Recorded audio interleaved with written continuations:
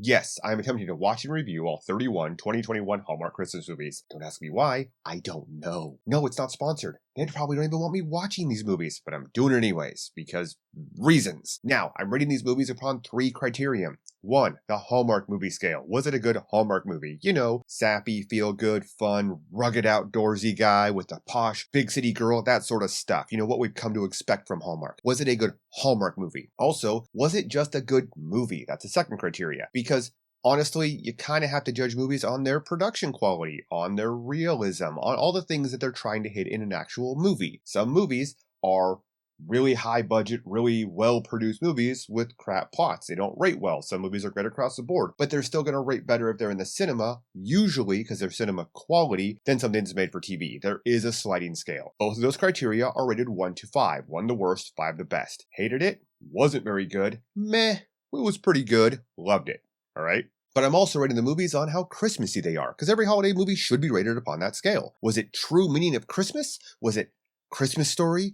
National Lampoon's Christmas Vacation, Christmas Chronicle, A Santa Claus? Did it encapsulate and really have to do with Christmas and the meaning of Christmas, whatever that meaning may be to the protagonist and antagonist in the movie? Or was it just Christmassy, like the Home Alone franchise, where, yeah, Christmas has something to do with it and it's part of the plot, but it's not really the driving force, but it's not just set at Christmas, like the bah humbug movies, like Die Hard. Yeah, it's set at Christmas, but is it really Christmassy? Absolutely not. So that's simple, 3 criteria. True meaning of Christmas, Christmassy, bah humbug. There you have it. That is my 3-tiered rating scale for the ridiculous number of movies I will be watching and reviewing upon this scale before Christmas, hopefully before Christmas, and before I lose my mind. Cheers.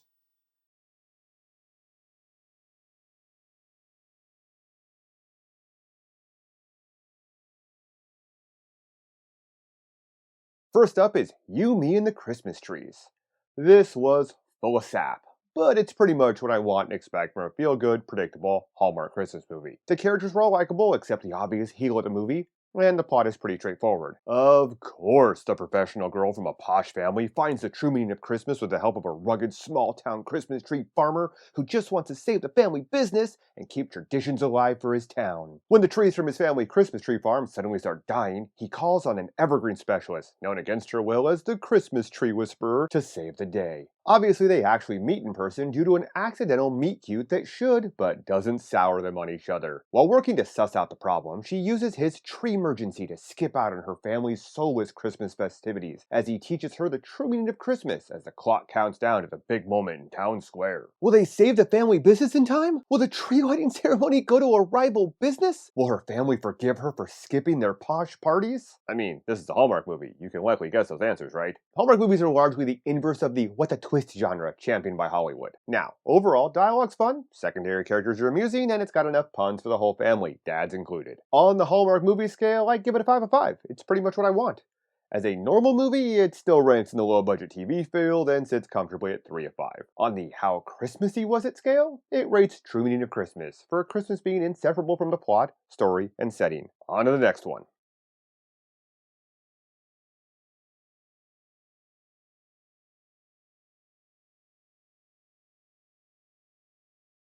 Movie 2 on the 31 movie quest to watch and review all of the Hallmark Christmas movies of 2021. This time, Boyfriends of Christmas Past. This is a take on A Christmas Carol, and a pretty mundane one. I didn't like the female lead, as her character was too one-dimensional and pretty dense. Her male best friend, who of course is in love with her, deserves better than her, as throughout the story we see how he's always there for her, but the inverse isn't actually true. When we meet the characters, it seems like he has to go the extra mile, game night hats, or just straight up bribe her, pizza, for her to be there for him. She just doesn't come off as a worthwhile partner to chase. She doesn't really learn any lessons until she realizes what happens in the future. It is a Christmas Carol knockoff after all. But by the end, I just don't believe she's changed, really at all. She never had the OMG WTF moment. You know, Ebenezer Scrooge had to see Tiny Tim's demise and his own mortality played out. George Bailey had to see Mary become a library mom, his brother die, the pharmacist get ruined, and Zozu never being born. That OMG WTF, she never had that. The female lead simply saw a future where her best friend found happiness with another woman. Can't have that. Can't let somebody be happy without you. And the ending is basically just the inverted Christmas Carol where her greed convinces her to finally unfriend zone her pal. It's essentially the ending of the Married with Children Christmas story where Al Bundy says, "They can't be happy without me, they made me miserable, I want to live." She basically has 2 lines of dialogue that aren't very convincing, and going to a party isn't exactly a grand gesture. Let's be real here. She's totally going to freak out again and leave him at the altar, even if they make it that far. Most likely we'll see her in Ghosts of Boyfriends Past 2 in 2022. To round the movie out, the secondary characters were okay, but the subplot of her work deadline was just weak and forced to give her an excuse to let down her best friend. Let me reiterate, she doesn't deserve him. On the Hallmark movie scale, I give it a 2 of 5. The male lead is the only reason it even gets that high. On the normal movie scale, it ranks even low for a budget TV flick, and still sits at 2 of 5. It rates bah humbug, as Christmas could be replaced without much trouble, even being a cheesy Christmas Carol clone, and that misses the point and the mark. On to the next one.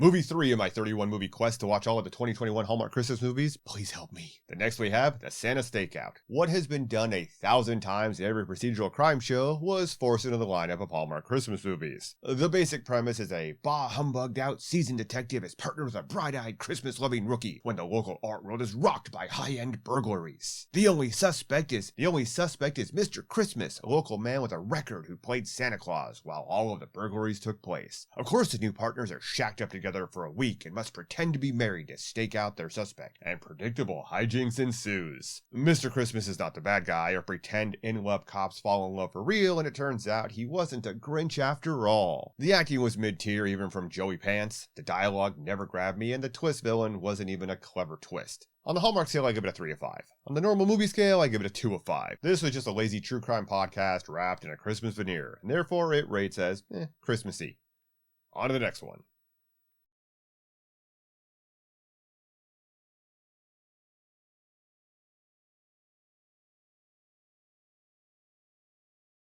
I'm on movie 4 in my 31 movie quest to watch all of the 2021 Hallmark Christmas movies, because something that's happening now. Next movie, Christmas in Harmony. In this movie, a New York City music producer unexpectedly gets her job cut. Instead of getting the promotion she so rightly deserves, she goes home for the holidays, where she's put in charge of the local church's Christmas performance, their big fundraiser of the year.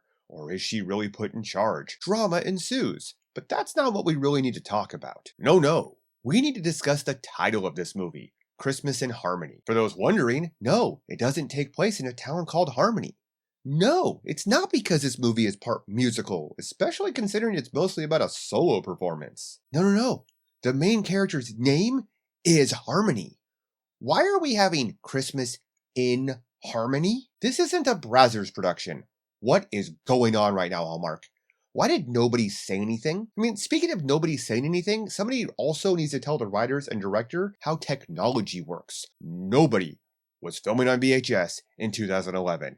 Mini DV, maybe, but not VHS. And how did the church not have enough money to keep a lease option, but they had the time and money to develop and release an app that tracked their MacGuffin donations that came out of the ether to save the something shelter plot device? I mean, the acting was fine, but the music was jarring, especially when they had such a lovely studio sound outdoors in an abandoned parking lot full of trash. Amazing acoustics in that trash-filled lot. The leads had chemistry, but I really didn't care about their drama. The supporting cast was definitely a supporting cast. Plot twist, dead saintly parents sabotaged her relationship so she'd focus on the dream that New York crushed. Things all come together, they save the church, they fall in love. Big shock. On the Hallmark scale, I give it a 2 of 5. On the actual movie scale, I give it a 2 of 5. And as far as how Christmassy it was, Christmas was just window dressing a thin veneer, so bah humbug. On to the next one.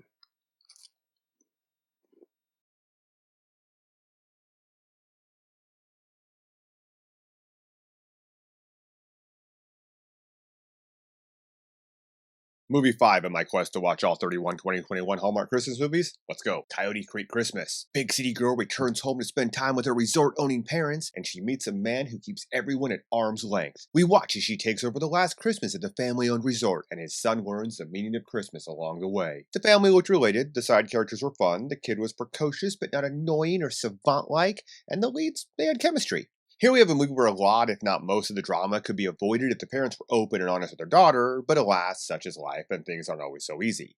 I think when we get hung up with obvious communication fails in movies that are designed to lazily move the plot forward, we often forget about the communication fails that lazily move the drama in our own lives forward. So I'll knock it for being obvious and the conclusion cookie cutter, but I won't get too hung up on that problem. Overall, I like that Christmas customs from around the world were sampled from the guests and that it was about what Christmas meant to everybody. Bringing up Krampus, the Yule Cat, the knockoff KFC, that was all fun. Weirdly, one of my favorite things about this movie was the awkward relationship tension between the musician and the hostess. It's really rare that you see a character that's gay but isn't defined wholly by that characteristic, so props to Hallmark. These were just two people who liked each other and neither was sure how or if what they wanted would succeed. Now, on a standard movie scale, I'll give it a 3 of 5. Hallmark movie scale, 4 of 5. I enjoyed it. It falls into the true meaning of Christmas category because Christmas was the central part of the plot, and the device of the selling the inn was for dramatic effect.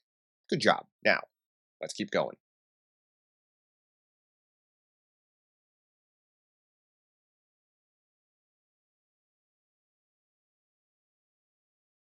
Movie 6 in my 31 movie quest to watch all 2021 Christmas movies made by Hallmark because something something reasons? A Christmas Sale. I did not like this movie. There was little in the way of on-screen drama, and I couldn't figure out the timeline of the central points trying to tie the plot together. The entire plot revolves around the daughter joining a Christmas yacht parade, a big deal for her deceased mother, in order to win a newly minted $25,000 prize to help save her dad's home. Now, it seemed like the young girl didn't know her grandmother, and it had been at least 3 years since the daughter had been back to see her dad, but he got behind in the bills because his dead wife took care of those things. I guess he ignored them for years. The entire setup revolves around the dad either outright lying to his daughter about having sold his yacht, hiding that the bank was selling his home, and so on and so forth. There's also some forced drama of the daughter's house catching fire, but it's not really ever addressed, and she needs to get insurance money, and it just felt weird, as neither she nor her daughter really felt anything about the situation. Did the house burn down? Was it a small fire that needed a remodel? It's not really addressed adequately. As far as acting, the young girl was okay. The leads didn't really have chemistry, and the side characters were definitely on the screen. I did like Lost John Locke, but otherwise it was just another movie on my TV. Now on the movie scale, I'll give it a 2 of 5. I didn't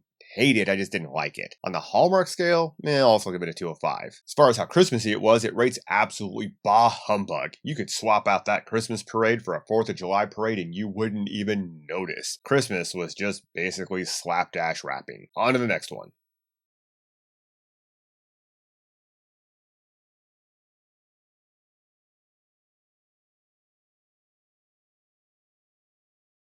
It's time for movie 7 in the seemingly never-ending quest to watch all of Hallmark Christmas movies in 2021. This time, The Gingerbread Miracle. The premise of this movie is simple. A big city lawyer, Maya, is looking for work and staying with her parents while a guy she crushed on in high school, Alex, also a big city lawyer, comes home to say goodbye to the panaderia bakery he grew up in and his uncle is now selling. The two of them have been trusted by the owner, Tio, to find the right buyer for the sale. This part actually irritated me because it seemed like Maya just wanted to be done with the sale and got mad whenever Alex stated a reason, such as a potential buyer littering or another wanting to turn the bakery into a fondue restaurant, for not wanting to sell to that person. His heart was in the right place, and frankly, Tio was just wrong to trust Maya with this task. Finally, the owner of a Denver French patisserie shows up with interest in both the bakery and Maya, shock of shocks, and Maya has to contend with her feelings for Alex and figuring out her work-life balance. The twist here is that back in high school, she wrote Alex a note professing her love, which he got after it was too late, and Maya had created a French boyfriend to cope. Will Jacques, the owner of the French patisserie, be another French roadblock to love? We're at the edge of our seats waiting to find out. So the title of Gingerbread Miracle comes from the plot point that if a baker in the panaderia makes a gingerbread cookie especially for you and you wish upon it, that wish will come true. Tio thinks the magic is gone since he lost his wife, and when Alex comes home to help, the magic comes back in the form of wishes on the cookies returning. Because of course, Jacques' dream of not losing his patisserie comes true and Alex realizes he'd be happier with it and Maya himself by the conclusion of the movie. Overall, it's a cute story, and while I didn't particularly like Maya, I did find Alex to have his heart in the right place. I enjoyed the inclusion of the Posadas Christmas tradition from Mexico, which comes from the biblical side of the Christmas holidays. I'd rate this 4 of 5 stars for a Hallmark movie and 3 of 5 for a regular movie. Despite the inclusion of the posada and other details, Christmas didn't really have much to do with the plot, and while there were plenty of references to Christmas and such things, this was a love story and a story of what you need, not being what you necessarily think you want, with Christmas as a setting alone. Good window dressing, but window dressing nonetheless. As such, it rates as Christmassy. Onward.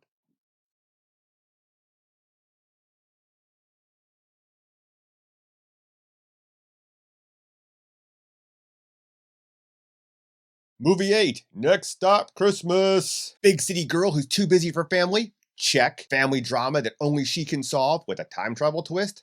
Check. The man of her dreams being right there in plain sight the whole time? Check. This movie had fun acting, good chemistry with all the main and supporting characters, and it had Christopher Lloyd in it, so it pains me to say that they had to ruin it for me due to a time travel gimmick. Because Doc, obviously. Our story is basically that our protagonist, Angie, using work to avoid family, gets on a train to go home, only to end up back in time, on and off again, without the ability to return to 2021 unless she set something right in 2011. She first tries to fix the engagement she declined back then she tries to fix her parents' now ended marriage, and so on until she finally realizes that the man she's been thinking about, cyber stalking, and pining over these last 10 years was all wrong for her. On her journey back in time, which she plays off like a good dream she doesn't want to ruin, which is clever, she tells her longtime friend Ben that she's from the future. This does nothing inherently for the plot, and when she calls him at the end to tell him that she loves him, it breaks the premise. There's a running theme with a snowman jewelry box, which is near identical in part to the previous movie, Gingerbread Miracle, where one person confesses their love in a note, this time Ben, that is never seen, and the note writer never again trying to express their feelings to inquire as to the status of said note. This jewelry box pops up at a White Elephant Christmas gift exchange when it's her turn to open a gift as her sister apparently put it in the exchange. For reasons. Lady, that wasn't yours to gift, even if it did end up with your sister. And the gift exchange scene promptly ended without explanation or real drama. It was just an excuse to show some deeper connection with Ben and to explore the jealousy of the man she thought she was supposed to be with the whole time. Which brings me back to time. The time travel mechanic breaks because she told Ben about it and at the end of the movie agrees to meet him at a specific place at a specific time. And for her, it's like nothing from Timeline 1 has changed, while for him, it's an entirely different timeline and they've been dating for some time. Now, I have a bias against time travel movies and the nearly always broken mechanics they're in, so that takes this movie down a ranking in both Hallmark and regular ratings for me. On the Hallmark scale, I'd give it a 4 normally, so a 3 as the story was cute and I liked the interactions. On the regular movie scale, I'd give it a 2 of 5. As for holiday-iness, it rates as Christmassy as Christmas was largely window dressing, but it would have taken some work to remove it entirely from the premise. Next stop, oh lord, I've lost count.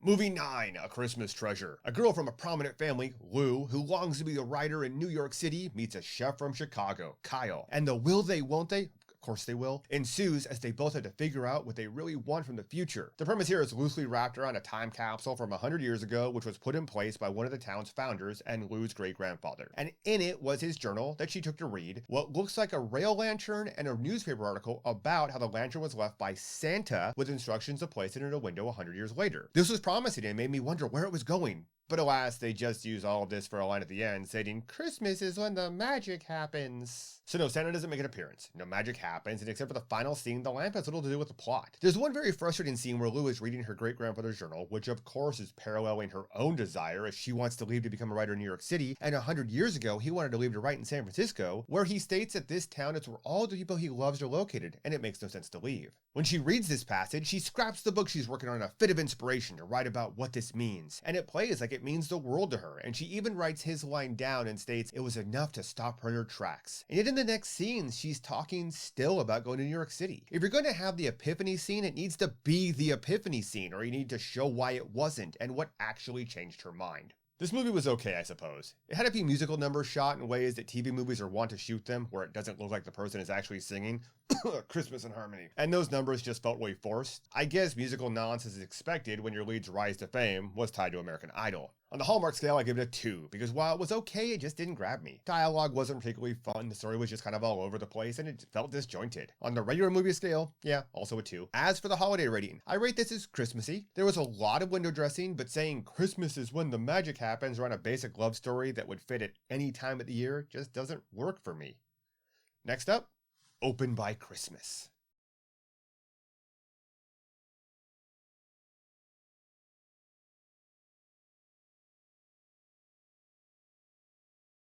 Movie number something something in my quest to watch all of these Hallmark Christmas movies.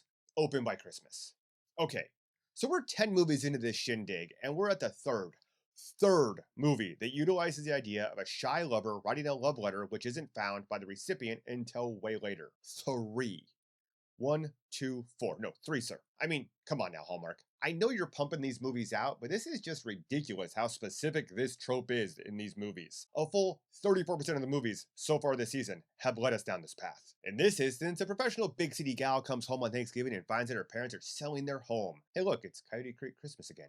And she agrees to stay through the holidays to help them pack and move. Weirdly, I don't know what a packing or moving takes place, but in one scene while going through old high school textbooks that somehow she kept because that's a thing, she finds an unsigned Christmas card from somebody professing their affection for her, and then races on to find this mystery bard before she leaves after Christmas. While this is happening, her best friend is dreading spending time with her mother-in-law while her fiance and her son bond, all while they're conspiring to gift her a house she's always dreamt about for Christmas. Mom and daughter-in-law learn they have more in common than not, and both the fiance and son learn to spend more time with their respective mothers. The realtor for the gift house, who is also the realtor selling our lead's parents' house, helps prep the Christmas gift and falls in love with our lead. So, of course it turns out that he's the bloke who wrote the love letter 22 years prior.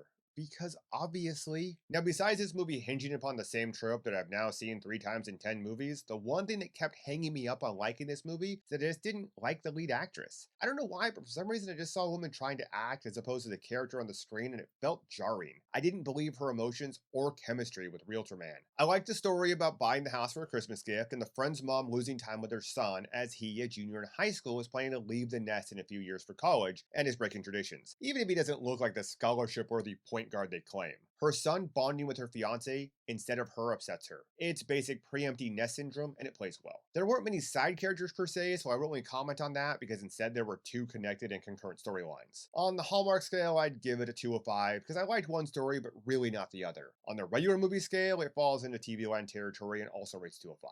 For holiday cheer, I'm going to rate this as bah humbug, because Christmas is just scenery, and they talked more about their long-gone high school years than they did the holidays. The throwaway scenes from Thanksgiving don't make this a Thanksgiving movie any more than the generic decorations make this a Christmas movie. Now, we're just about a third of the way through these things, so let's keep going.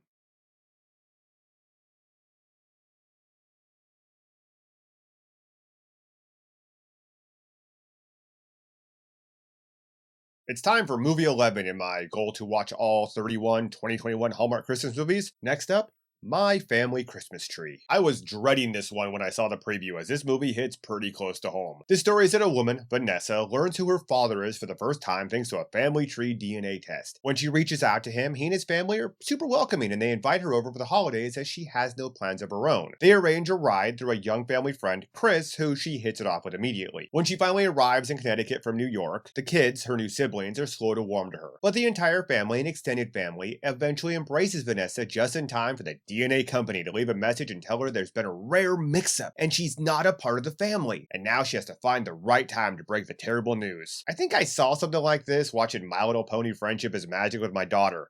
Do not at me, bro. And so Vanessa finally breaks down when it comes time to take the annual family photo, when the overwhelming emotion of not actually being a part of the family becomes too much to bear. Now, leaving aside the logistics of the DNA company telling her but not her father that there was a mistake and that the paternal link was wrong, it was a pretty hard movie to watch personally. Getting the biases out there, this movie hits close to home because a few years ago I found out that I have a half-sister thanks to 23andMe. Vanessa being accepted was hard to watch because not all families are accepting. In my little corner of the universe, it broke some relationships that have yet to recover. And these wounds are things that even Christmas magic cannot heal. When the family found out that she wasn't related, they accepted her anyways, even though she decided to leave for Christmas. I liked that the dad didn't have a way to keep an easy contact or to find Vanessa's mom back in the 90s when they lost contact, which could have been true. I liked that they dropped hints allowing the father to question things. Vanessa's mom meeting him in a place Vanessa never knew her mom lived. Her mom going by Patty when she knew her, but by Trisha when he knew her. Little things that were different. That there weren't easy photos or social media to find was nice as well. When the father finally finds the one photo at the end of the movie he has of Trisha, she looks just like Vanessa and they rush to New York from Connecticut to be with her for Christmas.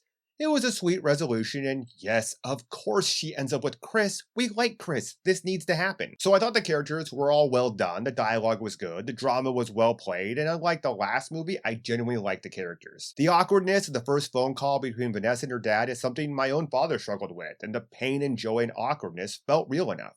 I could have done without the singing solo for the youngest daughter, as she clearly wasn't singing, and the editing was pretty bad for that moment. But overall, this was a solid movie. Next time, I'll watch it with less dust in the room. For Hallmark, I'll give it a 4 to 5. For a regular movie, I'll give it a solid 3, with only technical reasons holding it below a 4. I actually liked this movie, and better production quality could have sold me on it more. As for holiday cheer, I'll say this movie is Christmassy in the right ways, as Christmas isn't truly an integral part of the story, even if it makes a handy framing mechanism. So we're a third of the way through here now. Onward!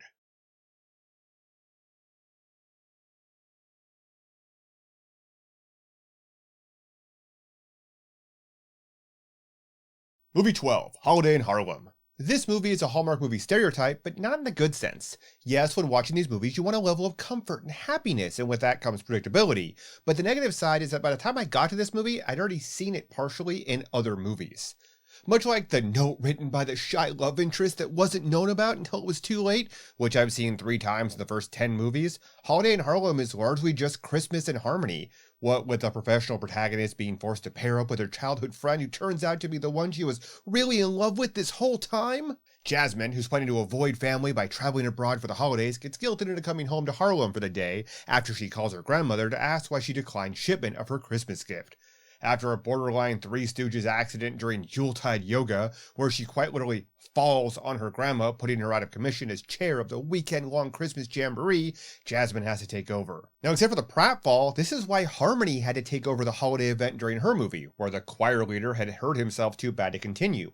And in both movies, the main girl has to team up with her soon-to-be and always-been love interest as co-chair. The fact that Grandma's walking around in a walking boot the next day entirely undermines the plot, and Jasmine isn't seen doing much, if anything, during the movie that requires physical activity as far as planning is concerned, so it doesn't make sense. When Jasmine's ego and know-it-all attitude messes things up, Grandma just rolls with it and adapts in record time, which undermines any possible drama in the movie. Caleb, besides being the love interest, has little to no point in this movie either, as his contribution to the planning was basically to tell Jasmine to let the people do what they always do for the festivities. There's no tension, and I just didn't like Jasmine or care about any of the characters. The one interesting plot twist was Jasmine's parents, who apparently were separated and constantly fighting in her childhood, and now they've found romance and are together, which ultimately might have made for a better movie than this completely generic and rehashed movie from a week prior. Usually when 2 identical movies come out at the same time, it's competing studios, like with Armageddon and Deep Impact, or Volcano and Dante's Peak, or Ants and Bug's Life. Hallmark's doing it to themselves, and maybe they do this every year, but it means that these movies, technical quality aside, just have no reason to stay with you. I won't remember these characters or this plot 2 movies from now, let alone well into the future. I was thoroughly bored and unimpressed, and thus give this movie the lowest score yet at a Hallmark score of 1 out of 5 and a regular movie score of 1 out of 5. Kinda hated it. This movie had no reason to exist and was already done better this season.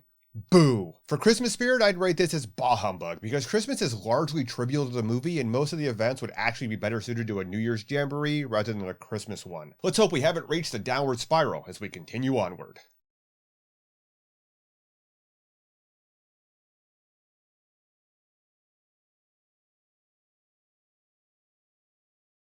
Movie 13, Nantucket Noel. This movie starts out recycling supporting actors from previous movies this season, which isn't necessarily bad, just amusing, but it does recycle a harbor parade because why not? The rather cliche story is that a big developer has come to Nantucket, and to honor his wife, some way, somehow, he plans to buy out or force out some local shop owners in his zeal to destroy and rebuild a local marina.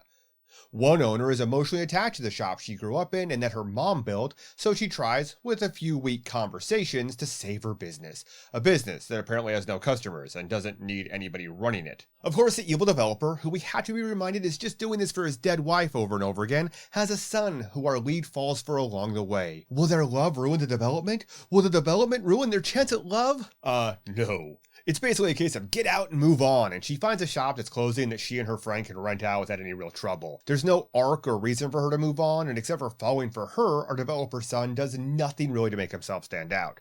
He's nice enough, and he learns to take a break from work in order to be an actual parent, which is nice, but he only really has growth with his daughter and not his love interest. There is zero in this film that is original, and likewise, there's nothing that's particularly interesting either. There was no real resolution between the characters besides a basic and boring apology, and I just didn't get why she didn't actually put up a fight. You're in Nantucket and you volunteer for the Historical Society, which we didn't need to know because it never matters in the movie. So pull out some local NIMBYisms, call out the Preservation Society, pepper the development with environmental impact reports, do something. Also, if your mom started that shop 25 years ago and you run it well enough that moving doesn't bankrupt you and you can just run off to work, where you have no customers, often enough that you keep a sign letting, well, nobody apparently, know that you're going to get coffee, why do you not have a long-term lease or own the property? Nobody in these movies except the bad guys understands anything about business, and it's not quirky, it's kind of annoying. The chemistry between the leads felt forced. The heel developer was a cartoon cliche, and the entire story's been done 1,000 million billion times. This plot with the developer was basically the plot of The Muppets from a decade ago. Or if we want to stay on the Christmas theme, it was done better with the Potter arc in It's a Wonderful Life. If you removed all the charm, chemistry, and fun out of that classic and made it recycled pap for Hallmark. It was okay, I suppose. I didn't love it or hate it, it was just plain well it played. So a lot of meh to go around.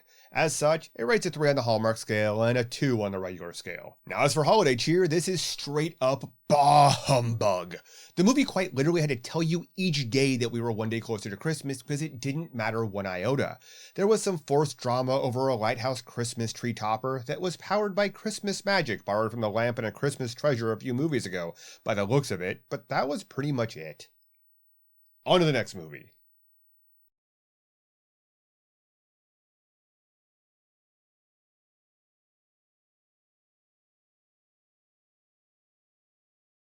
A Christmas Together with You, movie 14.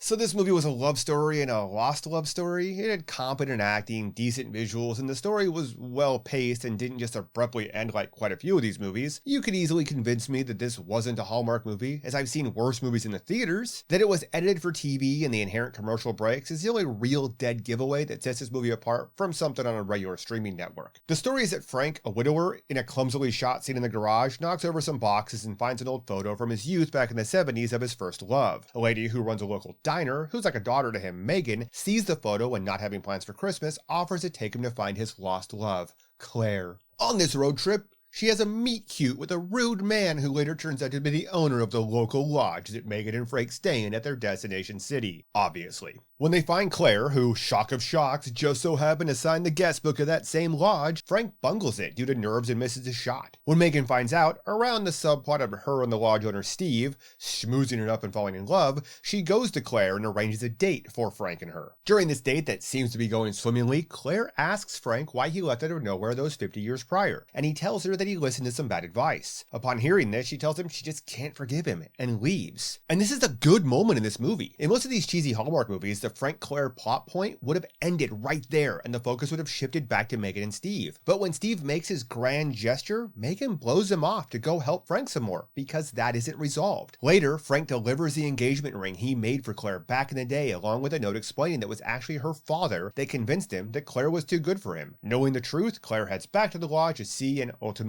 end up with Frank. Yes, the ridiculous meet cute between Steve and Megan was just that. Ridiculous. And the reason Frank and Megan have to turn around and head back to the lodge at the end of the movie is twice as ridiculous. Essentially, Steve's dog somehow, someway managed to sneak into Megan's car without being seen, heard, or smelled, which is patently absurd without showing us why. But whatever. They needed to wrap up the ending somehow, and it was still better than 85% of the movies I've seen on this Hallmark Christmas adventure. It was pretty well done, and I enjoyed a large portion of the movie, but there were things that didn't grab me. Largely the romance with Megan and Steve, as it felt more forced than a necessary part of the story, and the framing mechanisms around their arc felt rather uninspired, even if I like Steve as a character and hoped for more from him and Megan. Overall, I'd give it a 4 out of 5 on the Hallmark scale. On the actual movie scale, for technical reasons mostly, I'll say 3 of 5. For holiday cheer, this movie is alas straight up bah humbug. Christmas was barely window dressing in this movie, and this is what happens when people argue based upon trivialities that Die Hard is a Christmas movie. The bar for what counts as a Christmas movie has been set so low that Hallmark's just throwing some decorations on the set, or leaving them from the last 18 movies, and voila, they added to their catalog of generic movies that somehow get to be called Christmas films. No. Bah humbug. Do better with the holidayiness of your holiday fare, Hallmark. Onward.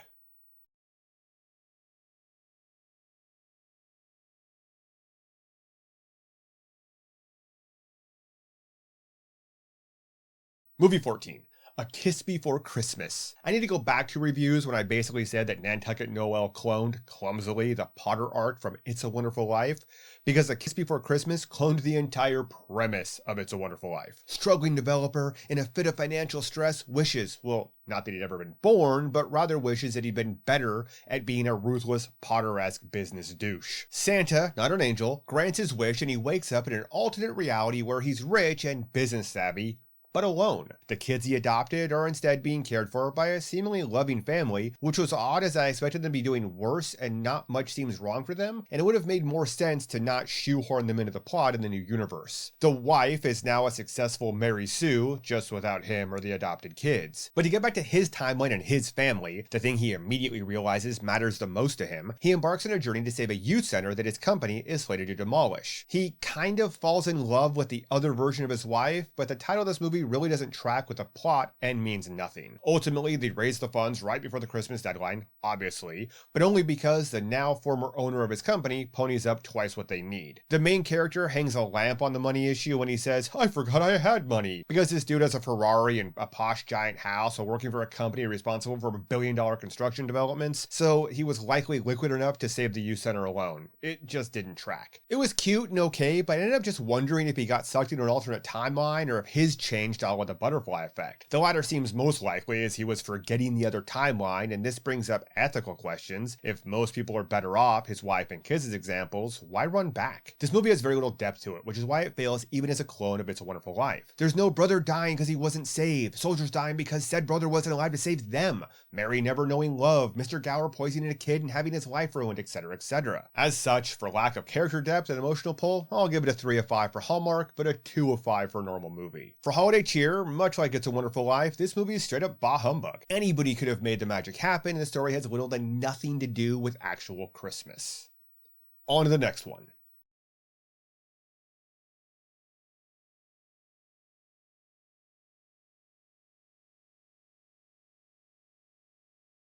Movie 15, The 9 Kittens of Christmas. Zach is a firefighter. Marilee is his ex-girlfriend who took off to Miami to be a vet when he wouldn't step up. Now she's back in town to celebrate Christmas and emotionally cheat on her boyfriend, when Zach is forced to cancel his boys' ski trip after somebody anonymously leaves a box of 9 kittens at the fire station. 9 kittens that were in no way no how from the same litter. 9 kittens that were really catlets. 9 kittens because there are 9 reindeer, so they'd be easily named by Marilee's niece. The rest of the plot largely centers around finding these kittens homes before Marilee heads back to Miami, which of course she isn't gonna do, but nevertheless because the plot needs to happen. Zach and Marilee work together and basically go on dates while trying to rehome these kittens. My favorite WTF moment was when Marilee said that they were doing home inspections and had adoption paperwork for people to sign. Lady, I know you're a vet, but you're leaving and not taking the kittens with you, and these kittens are left outside of a fire station. By the reading of this movie, you don't have a pound or a kennel or a rescue or anything in town to take them. You don't exactly have leverage to demand people sign paperwork and let you inspect their homes. What's your or what else plan here? What happens if it doesn't work out with somebody?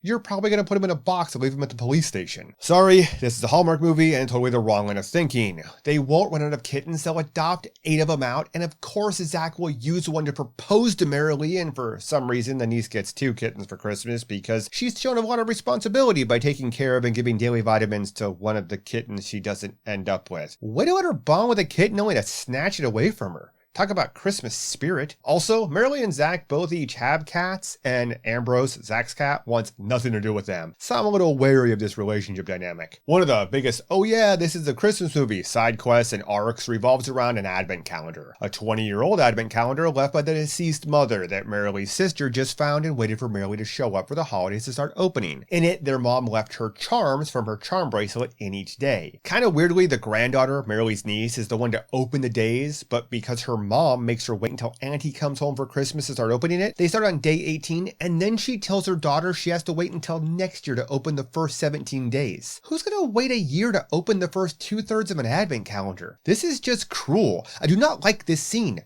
No sir, I don't like it. Also, the grandmother made an interesting choice to separate a charm bracelet her daughters fought over into days on an advent calendar for them to share. Each would essentially get half. Now, instead, it seems that Marilee's niece is getting all of them. I don't know, they didn't really explain that, and it kind of defeats the whole you have to wait till next year to open it thing. On our main quest, of course Marilee and Zach can't get together until Marilee breaks up with her boyfriend, who made a grand gesture to show up for Christmas after all because it means so much to her, and because she's been emotionally cheating with Zach this whole movie, despite the actors having no chemistry together, she breaks up with her boyfriend and sends him packing. Being a Hallmark movie, Zach also has to embrace change, so when the fire chief tells people he's retiring, it sets up a trivial side quest where the firefighters restore an old fire engine for the chief's goodbye gift, and the laughable part of this whole retirement premise is when the chief takes a walk with Zach in order to ask him to consider taking up the role, as he says, and I quote, "I can't announce my retirement without naming my successor." Wait, what? In what town is the fire department a monarchy where the chief names his successor? Hallmarkville, apparently. These writers of these movies need to take a few business and government courses. This whole idea hurt my brain. So overall, this movie is a pretty solid Hallmark 3. Meh. A regular film 2, and is the theme lately, a definite bah humbug when it comes to holiday cheer. On to the next one.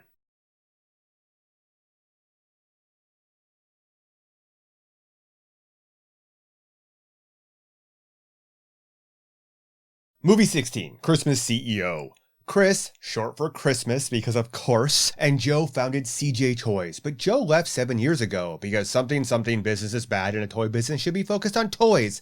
I don't know, it's pretty vague. When CJ Toys gets offered a merger by rival Argo Toys, Chris jumps at the chance to be the CEO of this new toy empire. But there's a plot point, or hitch, when Argo needs Joe to sign off on the merger because it's on the Articles of Incorporation, and CJ Toys apparently has terrible lawyers that let this go unnoticed for the better part of a decade. Annoyance sidebar, that the contract states that both Chris and Joe are CEO and co-founder is just lazy. Yes, I paused the movie multiple times to look because it was annoying me to no end that her company could be that stupid with that explanation. Now I was kind of hoping Hallmark at least nailed that detail. Nope. CJ Toys has 2 CEOs, 2 chief executive officers. That's not how that title works, Hallmark.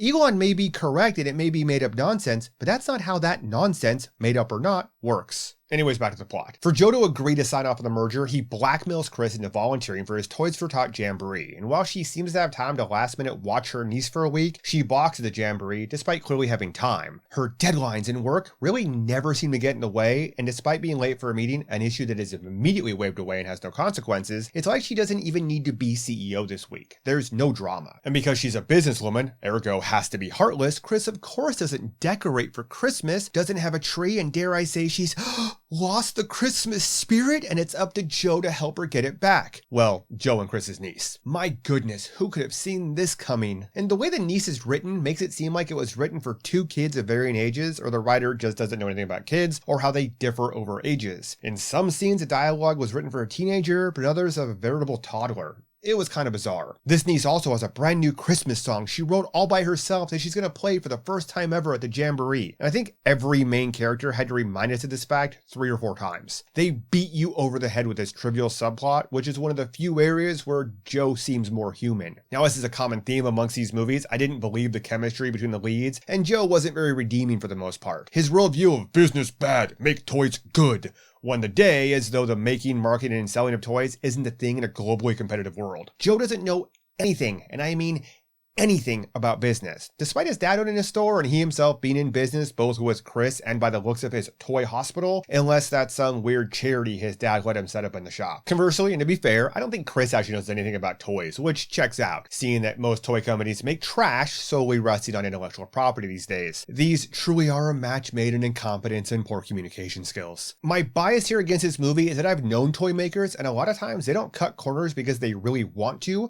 They're literally forced to by their contracts and the market at large. Sidebar example. I know a guy who years ago made a toy that cost him about $20 to make, and he had an opportunity to sell it in Walmart stores, but Walmart said using their data on customer habits that they'd need to sell it for $10. To hit that number, he'd have to find a way to cut costs so Walmart could make a profit at $10 and he could make enough profit to pay his employees and keep his business afloat. This is a rough business created by a rougher state. You need to know how to run a business if you want to, wait for it, run a business. Walmart's the #1 toy retailer in the US for physical stores. So let's say Joe's right and he wants to stay small and not go that route. Okay, if he sells on Amazon, they take a huge cut and will knock off his product in weeks. Etsy and all other processing companies take huge cuts as well. Okay, so maybe Joe wants a nope out of that too. Fine. Physical stores have rent, labor costs, basic utilities, not to mention taxes and fees to run a business. Fine, let's dispense with all of that. To sell online on your own, you need a web presence, which means analytics and data mining and ad buys and so on and so forth. This business bad, focus on heart good trope that turns all business people into greedy robber baron caricatures out of a Marxist treatise just feels played out and tired. These movies all cite a need for balance while humbling the business baddies, but never a pay your bills hippie arc for the idealistic dreamer. And when we do get a sympathetic business owner, it's some folksy small town owner who runs their business like a hobby, where rent's never a consideration. And because of that, there ends up being little to no emotional depth to that part of their character. I'll say that in the previous movie, A Kiss Before Christmas, at least the protagonist didn't cut corners and had a soul, even if they made his business partner the caricature. Because of course. Back to the plot. At the end, after the uninspired and totally forgettable song we've been told endlessly about, they try to wrap it up with some lame one line of compromise where Chris says her business acumen and his creativity will be great. But they already had that, and he walked out for mostly unspecified reasons. She's changed and turned down the big CEO position and apparently closed CJ Toys. He's still the dude from the first time we met him, only now he's professed his undying love for the her he sees deep inside, away from all that nasty business stuff. So if you couldn't tell, I just didn't really like this movie. I'm going to give it a 2 for both Hallmark and regular movies. For holiday cheer, I'll say it's borderline Christmassy, but it still falls into the bah humbug category. Despite a moment with Santa that I found redeeming, Christmas is largely throwaway set dressing. On to the next one.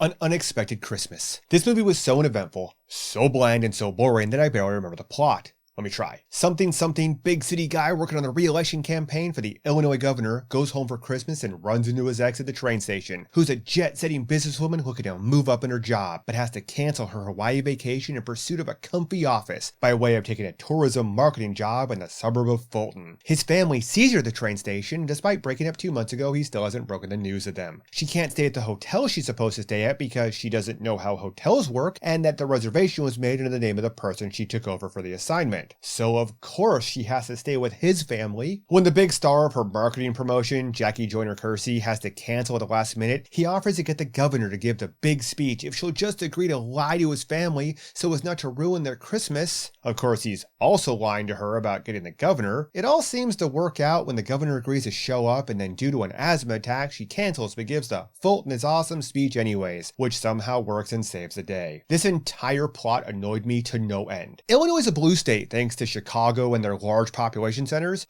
This whole plot annoyed me to no end. Illinois is a blue state thanks to Chicago and their large population centers. Much like California, a lot of the rural state is deep red, but simply outvoted. Fulton has a population of less than 4,000 people and votes about 60-40 Republican. Illinois votes, thanks largely to the metro areas, about 60-40 Democrat. The very notion that a small town like Fulton would even want a partisan political hack such as a governor to be the focus of their tourism effort is laughable. Governors usually insert themselves into this nonsense to make themselves more likable and caring. Again, Hallmark knows nothing about government. Absurd politics aside, I also hated the leading man because his default position when a problem arose was to just lie to everybody about it. He lied to his family. He lied to his ex by omission about lying to his family. He asked her to lie for him to his family. He lied to her about being close with and securing the governor for the job. It's just lie, and lie some more. I'm not interested in how much he may care about her or how good of a writer he might be, because his default position is dishonesty, and I don't believe he's changed in that very important regard. He needed a better arc to overcome all of this. I didn't much care for the chemistry between the leads, because he was too stiff and wooden and the entire story was just rather mundane and boring. My brain shut off before the first act ended. I didn't really hate this movie, it just bored me to tears. So I'm gonna have to give it a 2 for Hallmark and a 2 for regular movies. And if it didn't have Christmas in the title, you'd never know it was taking place at Christmas if you weren't paying absolute attention. This case of set it at Christmas and add some decorations is back. Therefore, bah humbug.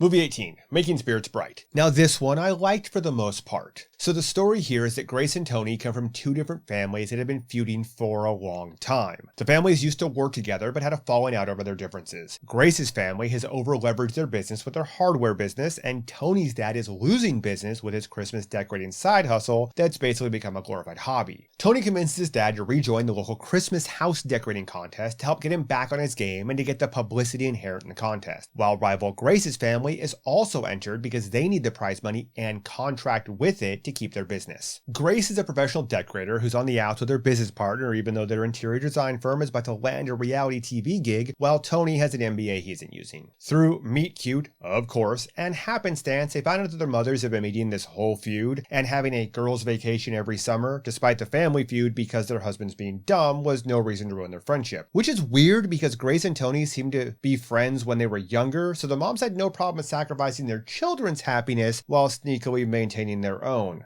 Not great parenting. When Grace learns of her family's failing stores, she brings in Tony to sneak a look at the books to maybe find a way to help out. And when a newcomer to the house decorating game shows up, things really go awry. It kind of gets weird when neither Grace or Tony's families think their houses are good enough to make it to the finals against newcomer Wade in the competition, but we never see the fourth contestant, so I want to know why neither family thinks they can place second to get into the final against that person. Sorry, that's logic, and this is Hallmark, and then the plot wouldn't happen. So instead the two families admit defeat and team up, thanks to some manipulation by the kids, to make it to the finals, which of course they do. In an act of mutual embarrassment, Grace and Tony carol at his family's house and then convince them to carol at her family's house, where both dads apologize and make up. It's kind of cute. They of course win the competition with a lovely design, whereas Wade tried to give the tri-state area a seizure with his LED nightmare display, and Tony runs the numbers with Grace's dad, allowing him to save his business and turn things around. Grace and Tony kiss, and they all live happily ever after. Okay. I liked both families. Grace and Tony played well off each other. While the contest was a bit ridiculous and the rules weren't clear at all, considering 2 nights ended in darkness and one they ended in broad daylight, it works for the most part. I don't know. I once helped put lights on the houses of the quasi-aristocracy, so I'm willing to believe this can be a thing. Overall, I'll give this a 4 for a Hallmark movie, and a 3 for a regular movie. Now, it still feels like a made-for-TV movie, which is why most of these movies that I can even enjoy don't rank much higher. Now, for holiday cheer, I'm giving this Christmassy, because the plot was centered around a Christmas-based business, which is mostly specific to the holiday, but it wasn't too dissimilar in premise to Christmas Sale. Yes, there were Christmas-based scenes, and they carol and mention Italian Christmas holidays, which is why it isn't getting a bah humbug. However, you could probably rewrite this movie to center on Halloween without any effort, and it might even work better, all things considered. Onward!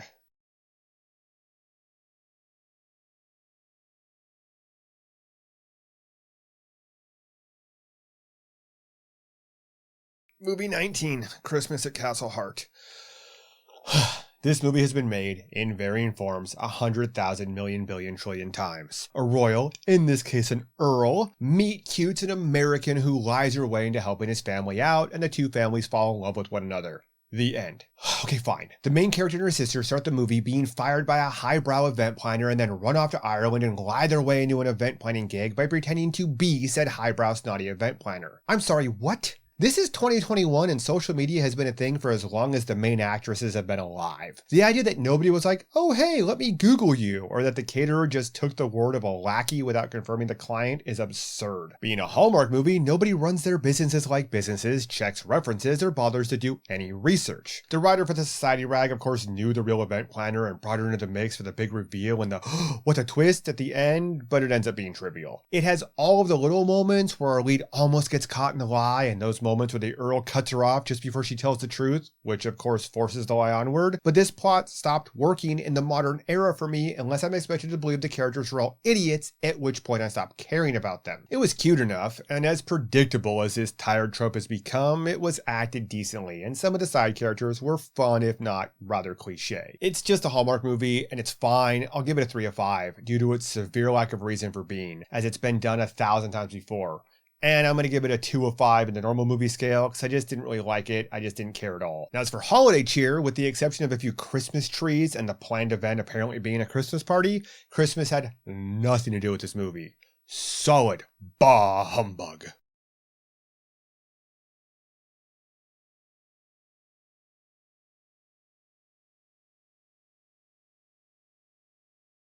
Christmas in Tahoe.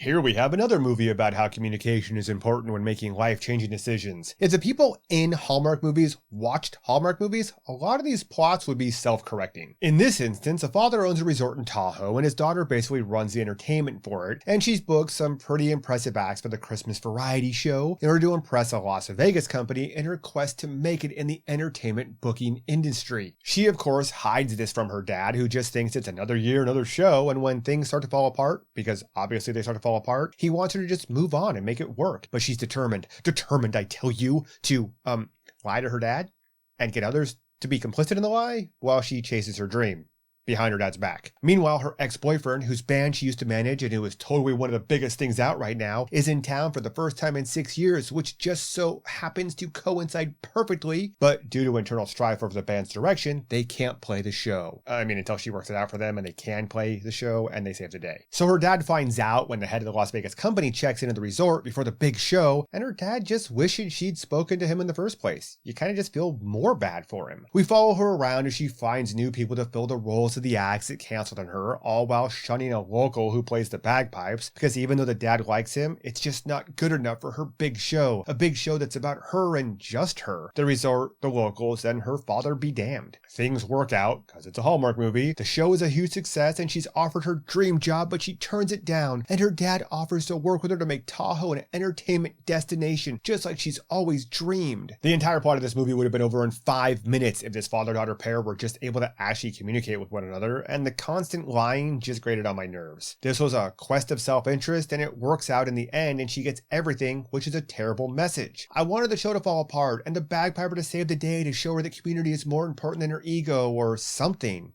But alas, no. This movie was run-of-the-mill at best.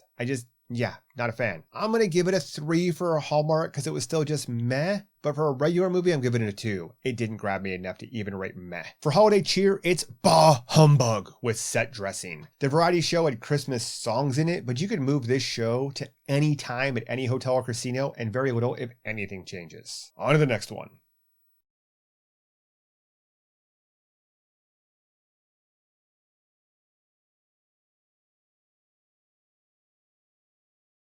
Christmas contest. Here we have 2 people competing in a weird televised Christmas contest. A guy, Ben, to raise funds for his non-profit organization, but really is a narcissistic PR stunt, and a lady, Laura, who was guilted into it by her overbearing mother to help save a retirement home via needed repair money. So of course these 2 previously dated, and Ben broke her heart because he's, deep down, just a lone wolf. They're both super competitive, and drama ensues as they attempt to outdo one another in the contest. When somebody asks him to take a photo with Santa and both kiss his cheeks, Santa ducks back, thereby getting them to kiss each other, and that photo, combined with their prior relationship, becomes public and local news gossip, and a question about consent for Santa. The Santa scene was cute, and I actually found it funny when Laura and her mom were stressing about the news and gossip sites, and Ben sent her the same gossip link in a text message with a hearty LOL. Okay, it made me giggle. But this text message and other things are actually the reason why I don't like this movie overall, despite it making me chuckle occasionally.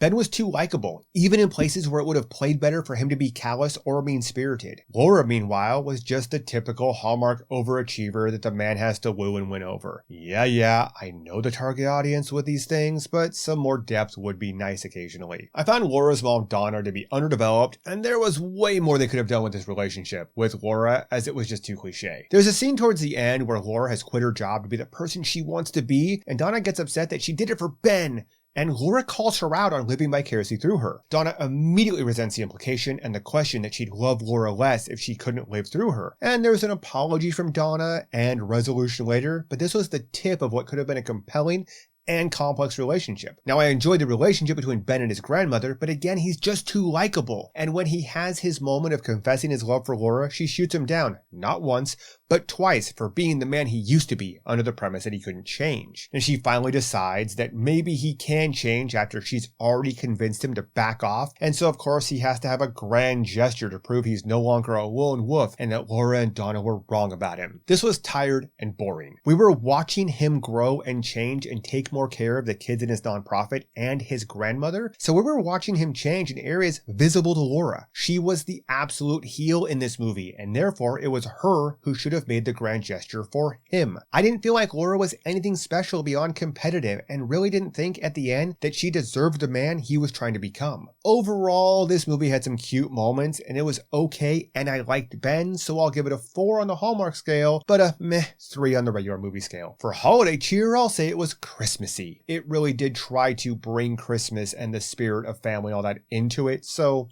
meh, Christmassy.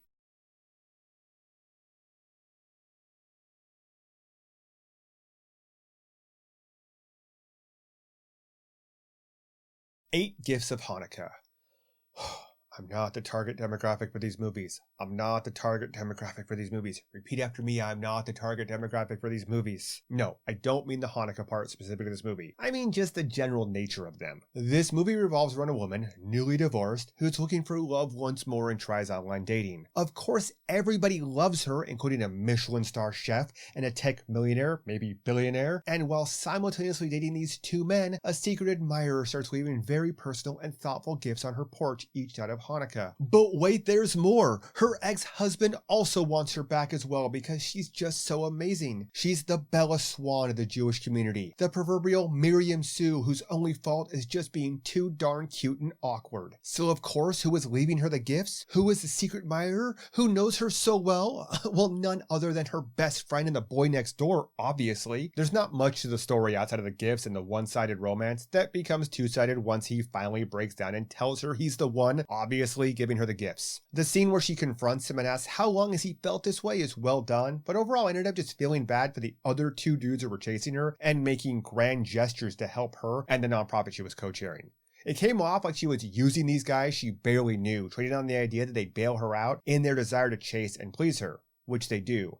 And frankly, it just kind of felt dirty and dishonest. You don't really care much about the ex-husband because he seems off-putting from the beginning, but the other two blokes come off as caring and nice, and I would have liked it more if they'd have lost interest in her or moved on before she just cuts them loose. But again, I'm not the target audience here. The sort of twist is that her grandmother, who she adored and lost not too long ago, gave the best friend one of her cherished recipes and her promise ring. Way to go, Grandma. Way to not smack some sense in your granddaughter while playing matchmaker with her best friend. Come on now. Did nobody ask what happened to that promise ring when Grandma kicked it? Was this plotting taking place while she was still married, or did it predate that marriage? Was Grandma trying to break up the marriage? What if it didn't work out with the best friend? Was he to just keep the ring, or was there a plan to sneak it back into the house under the cover of darkness? Did he get a third try if her marriage to some other dude didn't last? So many questions.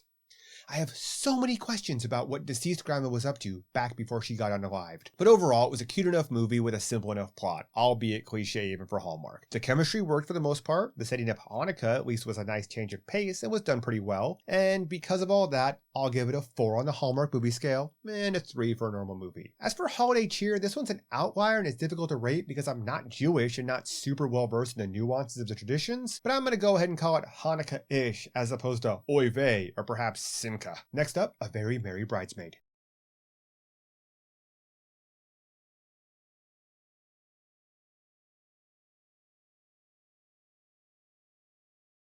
A Very Merry Bridesmaid. Out of the gate, my personal biases had me against this movie, and it only got worse as the movie continued. This movie follows a store-owning wannabe jet setter, Leah, who's a bridesmaid for her brother's fiancée, Julia, whose wedding dress was lost by an airliner on a trip back from London before her Christmas Eve wedding. My wife and I both largely loathe this premise, and so I was against the plot from the outset. As she said for years, too many people dream about and plan their lavish weddings without so much as thinking about or planning their marriages, and that's the characters in this film. We got married in a film noir themed coffee shop, if that gives you any indicator of how outside the norm we fall on this issue.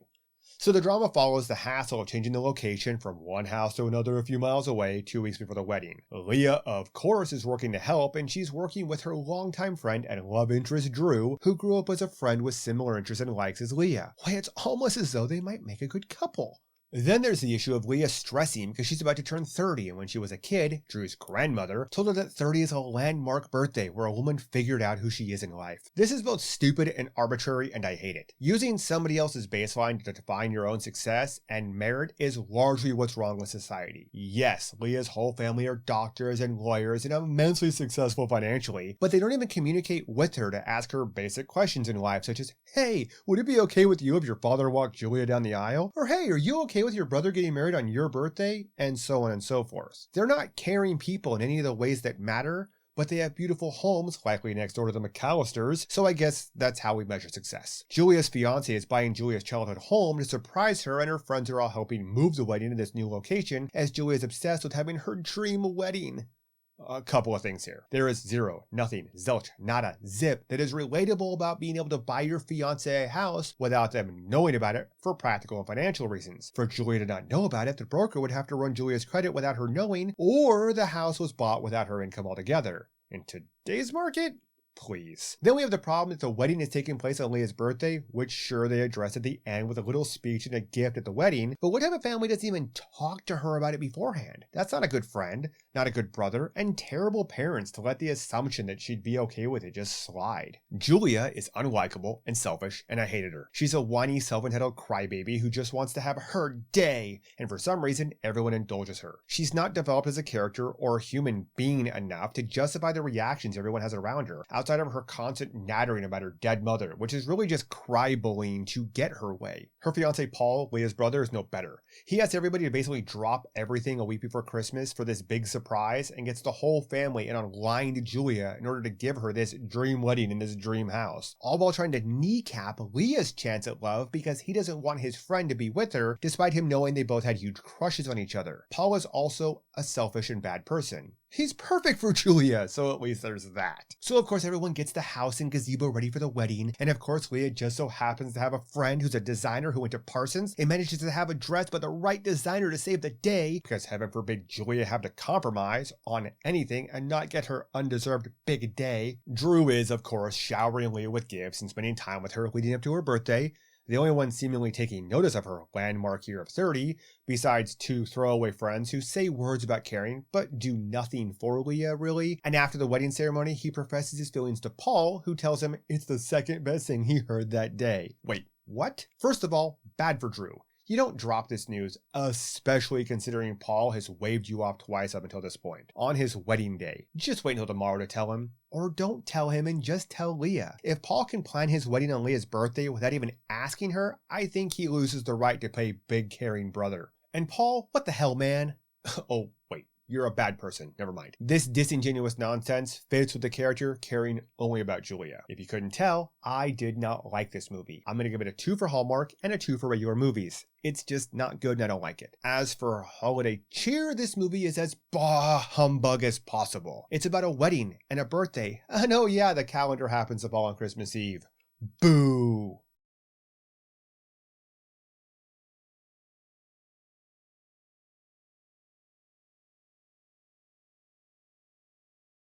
Next, Sister Swap, a hometown holiday. I think this is part of a two-parter?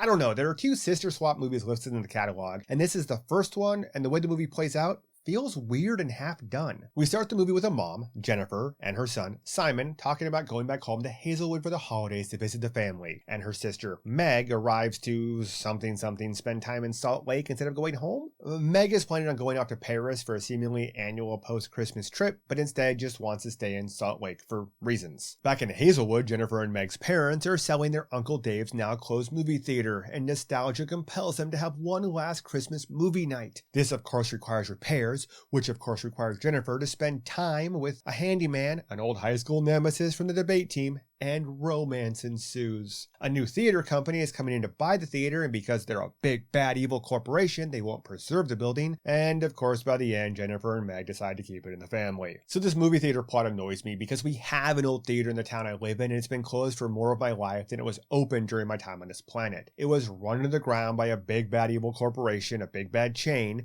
but it's been government incompetence, local corruption, and cronyism that have been keeping the door shut since. There is very little market in today's day and age for a single screen theater, especially one that's completely run down and will cost buckets of money to repair. Depth of romantic interest is apparently on city council, although that never comes into play in any meaningful way, also irritated me.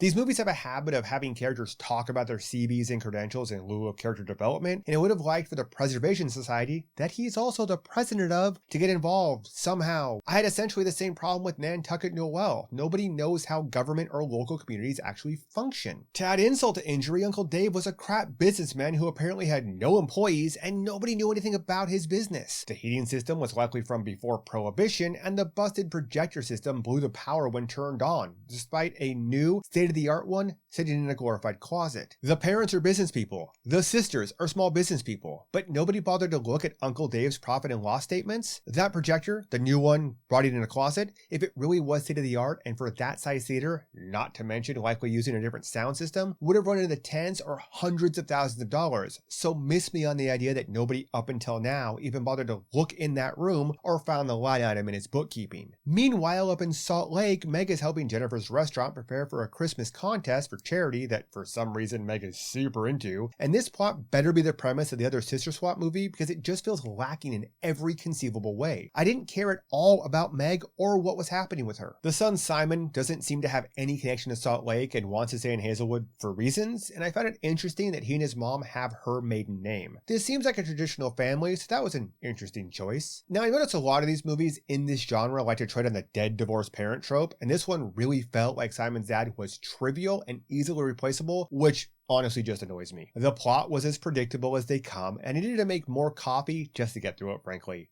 I didn't care at all. It's not that it was a bad movie per se, I just didn't care. It felt unfinished.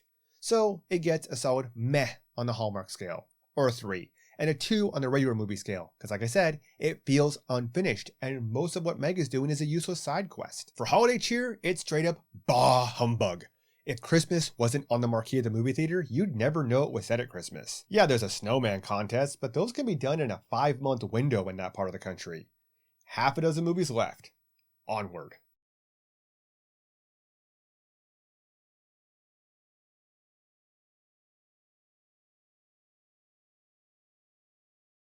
A Dickens of a Holiday. Oh man, another Christmas Carol-based movie. This time set in Dickens, Ohio, and where the town is putting on a Christmas Carol for their 100th year.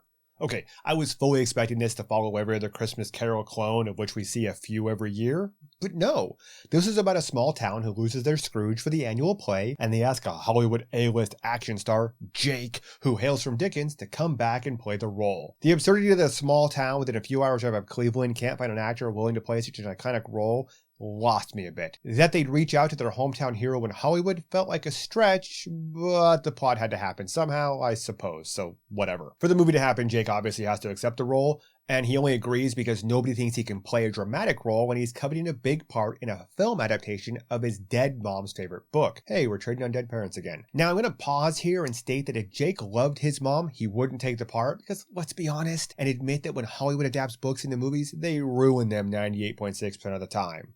But I digress. Back to the plot. He's asked by Cassie, an off-Broadway director who put her dreams of directing on hold for others, and this wouldn't be a Hallmark movie if Jake hadn't had an unrequited crush on Cassie back in high school. He hasn't been back in town for years since his mother died, and his brother resents him for not coming back home to help with the family business because his brother, for most of the movie, is just kind of a douchebag. You don't owe it to family or the pretense of a legacy to give up on everything you've worked towards because they were bad at financial planning and wanted you there. Jake's brother Craig seems to play into the common family trope that the phone only works one direction, and it's up to Jake to apologize and be the bigger man because, well, reasons. Craig also doesn't understand something that Jake tells Cassie the first time they talk, that people from Ohio only ever call him when they want something, which was something she was doing, and this is lost on a lot of people. If you only ever reach out to others because you want something, even specific attention or help, they'll grow to resent you. I didn't like Craig even after the forgiveness and redemption arc, largely because of this problem. Now Jake, being an action star, has a hard time finding his voice as Scrooge, and Cassie, being of course an amazing director, helps him be the best Scrooge he can be. Of course, to add some drama, Jake's assistant sends some video of his rehearsal runs to some people who send it to their people, who call their people, who send it to their people, and the coveted Hollywood production starts to consider Jake for his dream role. But he has to fly back to Hollywood and bail on the play to attend a producer's uppity Christmas Eve inner circle party.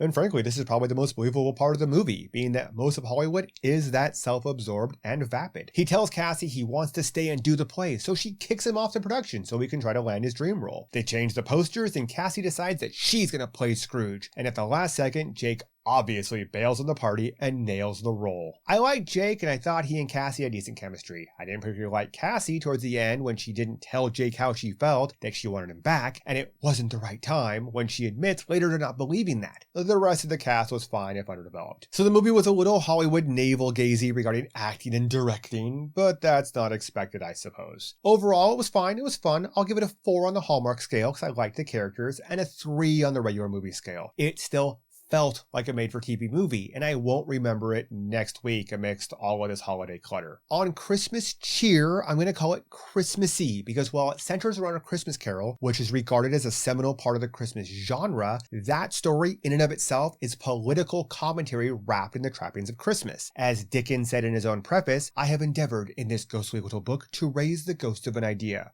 which was to counter some political norms at the time. We can discuss those norms at a later date, but this story was meant as a moral fiction that most people do not truly understand today, any more than they understand the true character of Robin Hood or so many others. It's not really as bah humbug as Scrooge himself, but it certainly doesn't feel like the true meaning of Christmas is being captured by the central characters. On to the next one.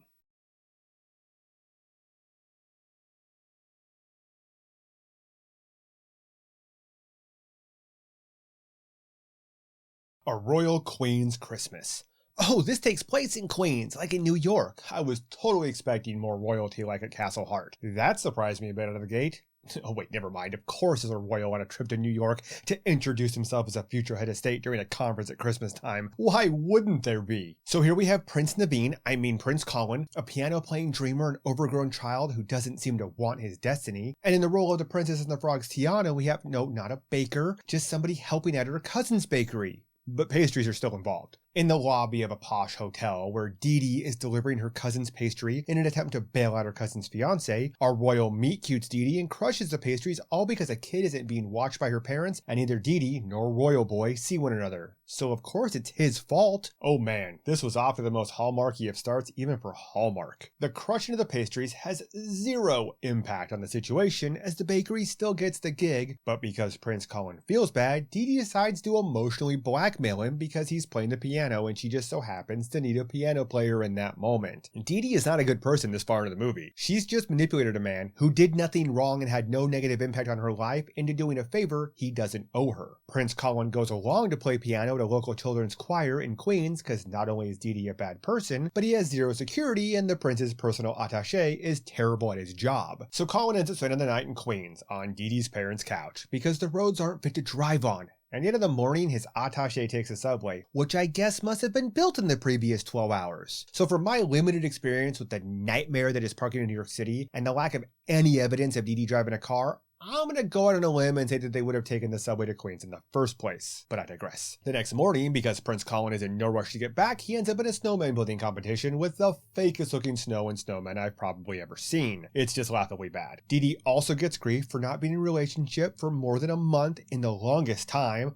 Mind you, Dee Dee is 6 months back from an unspecified tour of duty in a K-9 unit, so she's been gone for at least 4 years, which seems like a reasonable reason to not have dated in that time. I feel like this Princess and the Frog knockoff forgot to write down the details of their own characters from scene to scene. So skip ahead and Dee Dee and Prince Colin are falling in love just in time for his family, the Queen and King of Exeter, and his essentially arranged marriage partner to show up and ruin things. Colin admits to hiding that he's a prince because it was the first time in his life he felt truly normal. But Dee Dee, being a jealous and terrible person, essentially snaps at him for lying. Hold up. Let's circle back to the point that Dee Dee emotionally blackmailed Colin by lying by omission about the pastries. Remember the accident that had zero impact on Rossi's bakery, but she still used the pretense of her problem against him? Yeah, you know, where she lied? So Dee Dee has zero introspection here and doesn't realize that if anybody is at risk of being fooled twice and hurt, and therefore shame on them, it's Colin. So of course Colin manages to get away from his family to fulfill his promise to Dee Dee and the kids to play piano at the Christmas pageant, and still Dee Dee is rude to him for reasons essentially made up in her head. She is not a good or likable character. During the performance, his quasi-betrothed Princess Adriana realizes he's making googly eyes at Dee Dee, and the Queen, King, and Assistant show up to watch him play, despite telling him to cancel. So at this point in the movie, I wanted it to end and for him to realize that he's been friends with Adriana this whole time and they belong together, as would happen in most all of the Boy Girl Next Door movies this season. The Queen and King are adamant that Colin be what the press and royals expect of him, and that he'll do the right thing.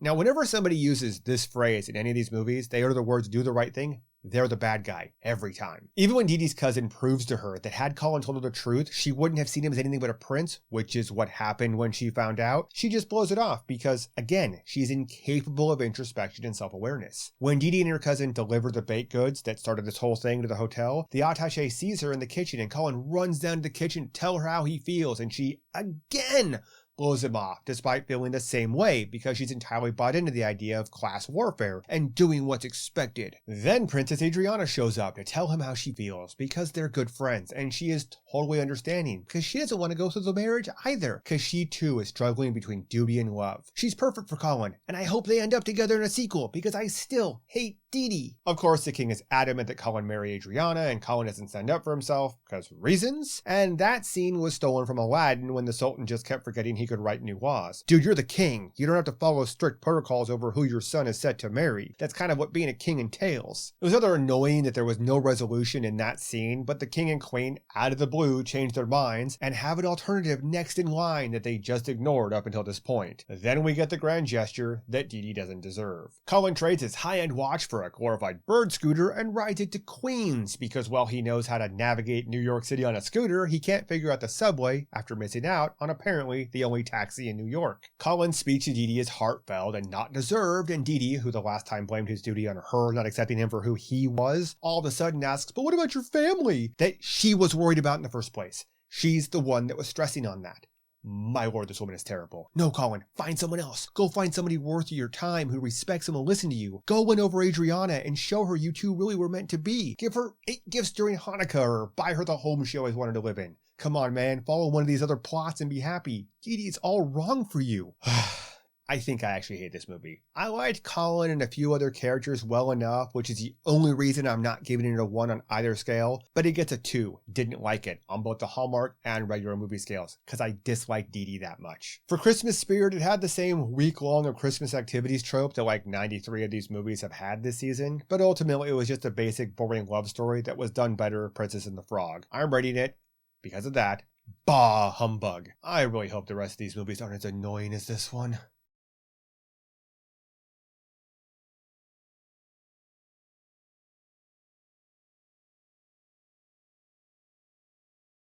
Sister Swap, Christmas in the City. Okay, I was waiting for / dreading this one since watching the first movie with Sister Swap in the title, and now I'm just confused by Hallmark. Not only was Christmas in the City a better movie, it was clearly meant to be the first one that was watched despite being the second one on the calendar. Christmas in the City literally ends with is just the beginning when the credits roll. This movie works without the other one, perhaps 1 or 2 scenes notwithstanding, and it gives the necessary backstory that was lacking in a hometown holiday. So this story follows the other sister, Meg, as she helps to run the restaurant in Salt Lake and gives us the backstory and reason for the food bank mattering so much. It gives us character development and oddly shows us real backstory between Meg and Uncle Dave, who owned the theater, and why the theater was so important in the other movie. So basically, Jennifer's restaurant in Salt Lake is trying to win a contest to get $25K for a local food bank while getting themselves the inherent publicity. But they lose their chef last minute and then things continue to go sideways. All while Jennifer is back in her small town trying to solve problems in the other movie that really doesn't matter here. Meg falls in love with the restaurant manager Joe during their adventures to save the party, and while he's guarded, she's just ridiculous and adorable and fun, if not overbearing and a bit of a busybody. But she admits that. Of course, things all work out in the end for everybody in the movie, and surprisingly all of the plot points seem to get wrapped up. Our regular, who's reunited with his daughter thanks to Meg, offers to save the food bank when the party is canceled due to weather, which admittedly is a rather dumb plot device considering this is Christmas in Salt Lake. The new chef is somebody that one of the restaurant staff introduced Meg to at a local street fair, who he secretly has a crush on, and when the chef is offered the position at the restaurant, the two of them actually talk about how it might impact them. So they seem less like throwaway characters as their potential conflict gets resolved, and they both meaningfully contribute to the story. My big complaint is that it's still half a movie because there was overlap in the filming. The same scenes in both movies in a few places, and a few scenes with slightly different edits and cuts to show the other side of a conversation that we saw in A Hometown Holiday. They probably could have taken 20 minutes out of A Hometown Holiday and cut it into this movie and just made one better movie instead of one decent one and one mediocre, not so good one. I mostly liked Meg. Admittedly, she was a little too extra sometimes for my sensibilities, and the rest of the cast worked well together and there was chemistry where it was applicable. Joe didn't have to make a grand gesture, and he and Meg both found out what was right for themselves and each other. It was nice. So overall, I liked it, and it was cute, and it was good.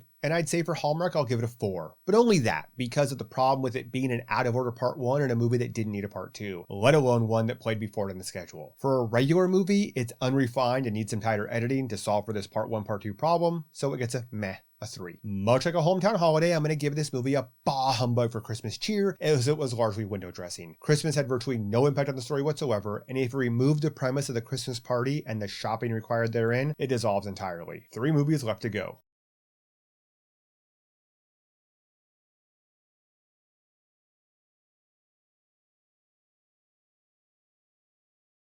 Sugar Plum Twist. I think I probably hated this movie more than most of them, partially because it's based around their tradition versus nouveau battle that's been around and boring for a long time. I'm in the camp that there's a place for tradition and a place for things to be new when one doesn't really need to cancel out the other. You don't need to redo, remake, reimagine, and fix what isn't broken, but alas, this is how people who pretend to be creative think, whilst pillaging the ideas of those who came before them for fame. My real big beef with this movie, though, revolves around the casting, and no, it's not because it's diverse, but rather that it's only diverse in one direction. Culturally in America, we're in the middle of a war of ideas, and Hollywood, of which Hallmark is a part for better or worse, is on the forefront of these battles. As such, I have a problem with movies where one set of cultural rules apply that would never be accepted were they reversed. So in every other Hallmark movie, there's a heel or a bad guy who sometimes gets a redemption arc and sometimes doesn't. Sometimes there are more than one, but usually there's a heel and maybe some minions. In this movie, the heel was an older white woman who runs the ballet studio, and the other bitchy character is a young white dancer. Normally that shouldn't matter, except it does. Had this movie had an almost entirely white cast and the only villains who needed redemption by way of seeing that their culture was outdated and needed updating, the overt racism and cultural appropriation would have been apparent to everybody. That Puerto Rican flags are flying and heritage is a huge plot and character point only goes to reinforce my issues. This movie is either being overtly racist or it's entirely one-sided and tone deaf. The fix for this was simple. Don't make the only villains white. The race of half the characters doesn't matter to the plot. Not the musician, not the choreographer, not the dancer or head of the studio, hence my issue with the way it played out. Now, I didn't make the rules of our culture war, but I'll be damned before I play along with this one-sided nonsense.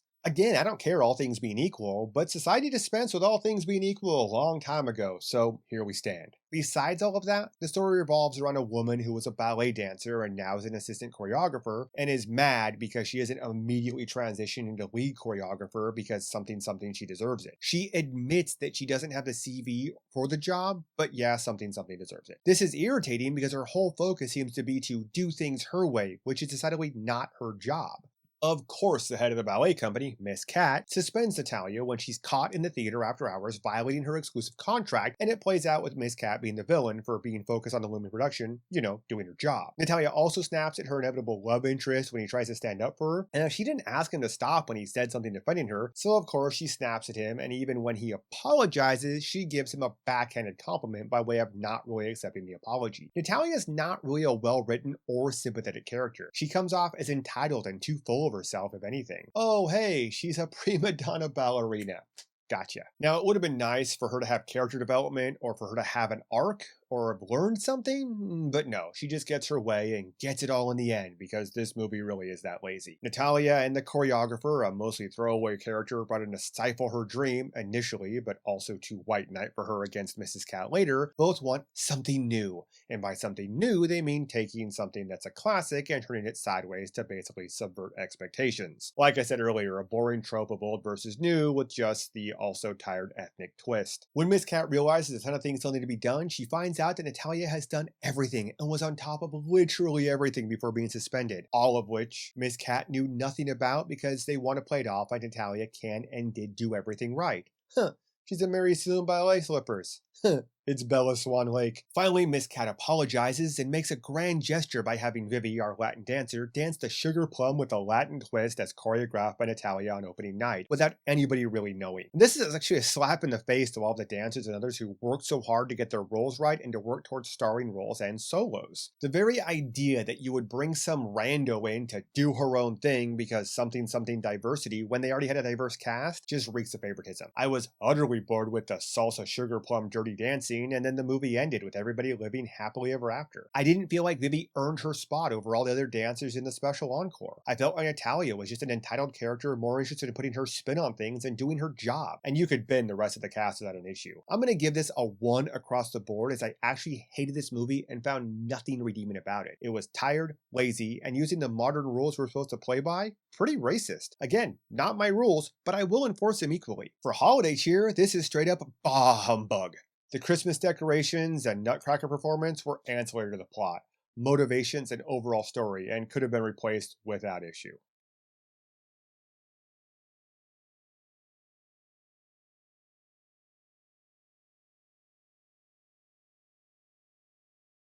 The Christmas House 2, Deck Those Halls.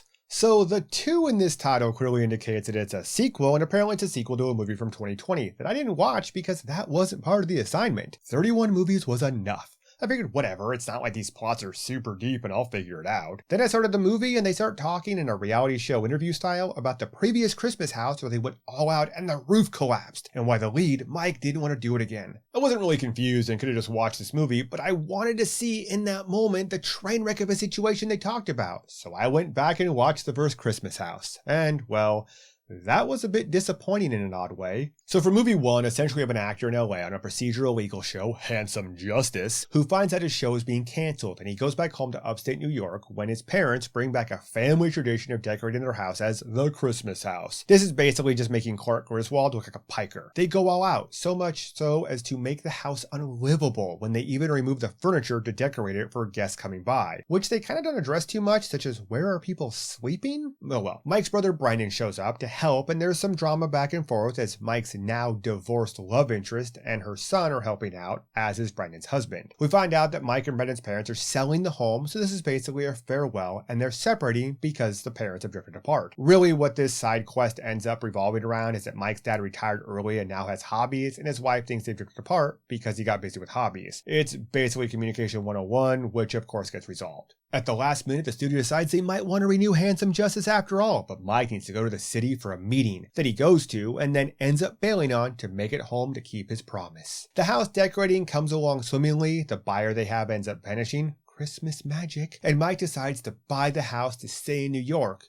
And of course, the studio decides to make a spin-off that takes place in New York, so Mike can still film it from his new state of residence. Okay, so that review isn't why we're here though, so we need to skip ahead to this year's sequel. You notice that nowhere does a house collapse. Nowhere is there a train wreck of decorations. And this movie is a sequel from a movie from last year. Somehow we managed to skip a year between these sequels, even though everything seems to be 1 year later. The kids look about a year older and so on. It's really bizarre because they never addressed this time traveling leap forward. We missed a movie, or a Christmas, or something, and it upset me because I wasted my time on a movie that wasn't what this sequel had me believe it could have been. Boo on you, Hallmark. So the sequel follows Mike's manager trying to get him to do a Christmas reality TV show about decorating houses titled Deck Those Halls. Hence the title, and he doesn't want to do it until his family guilts him into it, and they lay the drama and guilt on thick. So of course he does agree to the show, and when his competition gets injured, they recast the show as a sibling rivalry between Mike and his brother Brandon, who happens to be staying in Mike's girlfriend's mom's house because she's on vacation and thinking about selling. That she's okay with them running her electric bill through the roof, moving everything out, and so on and so forth was unbelievable.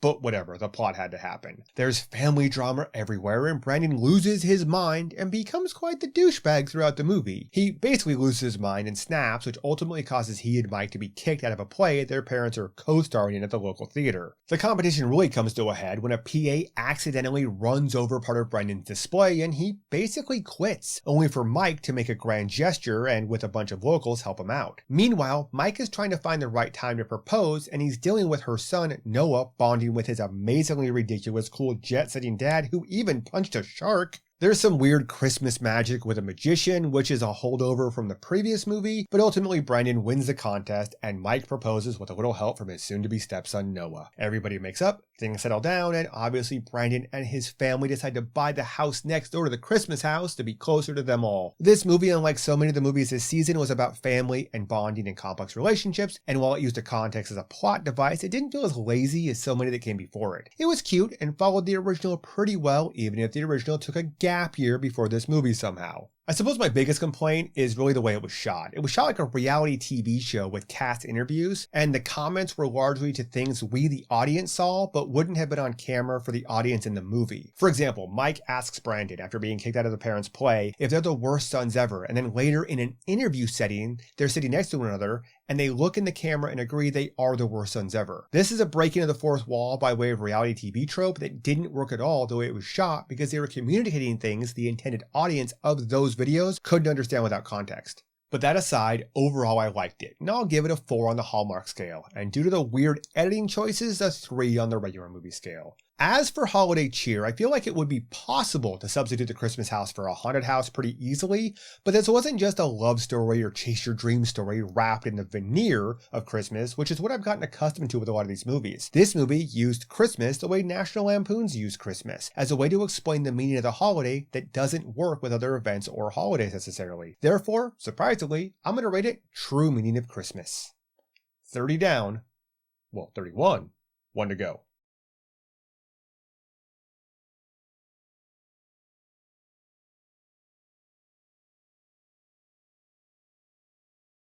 "'Tis the season to be merry," the last movie. Here we are, the end of this ridiculous journey, and somehow I finished it, despite life getting in the way, before my updated goal of Orthodox Christmas, January 7th. It's the day A Wonderful Life was released in theaters, so it counts. This movie starts out as a simple clone of the 1945 film Christmas in Connecticut.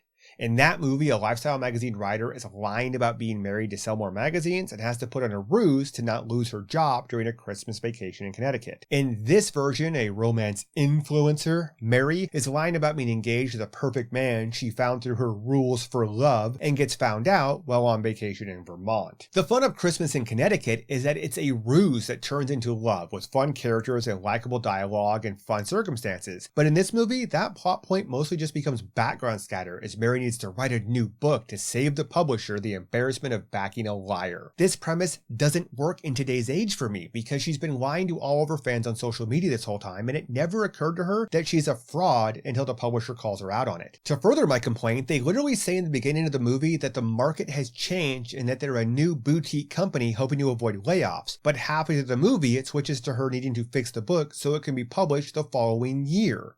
Well, which is it? Is this book going to save the company, or is it meaningless for a year? Why do you have the cover art already done for a manuscript you love if you didn't plan to publish it until next Christmas? Man, you people are bad at your jobs. Furthermore, the idea that nobody has uncovered the truth by now is also a bit absurd. She claims to be engaged but doesn't wear a ring, for starters, and none of her 3 million plus Insta followers has asked a question or found out. This is all just lazy and without drama that could have made this a much more interesting take on such a classic movie. That this movie ignores any impracticality of this pre-social media plot device being used in the modern era kept taking me out of the movie entirely. It largely abandons the setup in favor of a generic love story where she falls for her editor's brother Adam, but then the end revolves around resolving her lying by changing the manuscript to justify her lies. It's weak and predictable and just isn't that much fun because of it. Mary largely lacks self-awareness and blames people for not loving her for who she is as the reason for why she lied to everybody. And there's little to no introspection, which is a theme with a lot of these movies.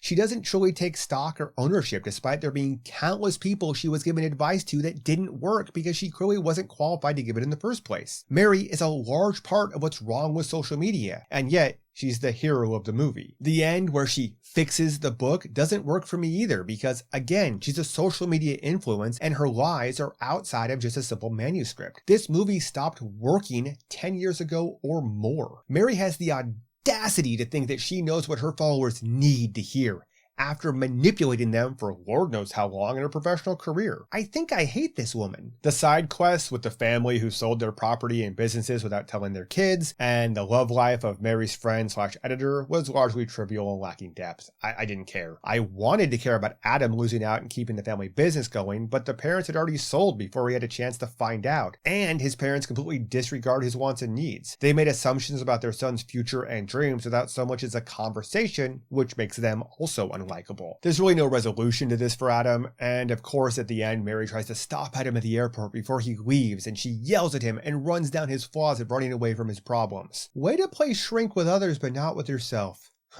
Typical. Of course, he wasn't going anywhere. He was just at the airport to find her, even though he was just standing around talking to other randos, and they end up together. Her book is a hit. Everyone is happy and blah, blah, blah. Her Insta following is going to be livid when they learn that they've been lied to this whole time. I really didn't like this movie because it didn't work and I just didn't like Mary. The plot was broken, dumb, and ultimately this was a movie without morals, ethics, or a compelling reason to watch it. Therefore, I'm giving it a 1 for both Hallmark and normal movies. It wasn't good. For holiday cheer, I'm sad to say that the final movie in this marathon is hardcore bah humbug. Yeah, they decorated Christmas trees and played Santa's elves, but otherwise it was weak window dressing to a pretty lame movie.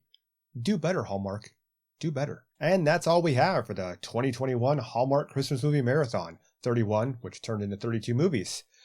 Boy, that was exhausting. Cheers.